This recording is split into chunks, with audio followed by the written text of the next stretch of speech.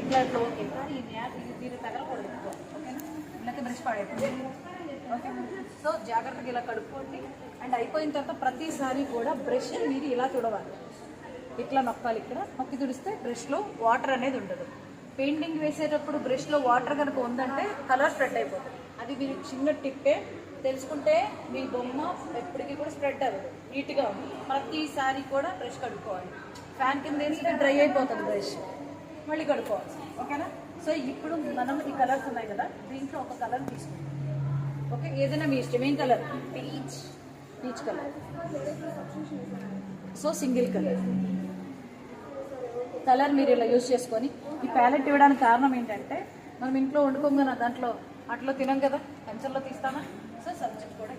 Okay, so మనం ఇట్లా కొంచెం తీసుకొని జాగ్రత్తగా ఇలా పెట్టుకొని, ఓకేనమ్మా, ఇట్లా క్లోజ్ చేసుకోండి.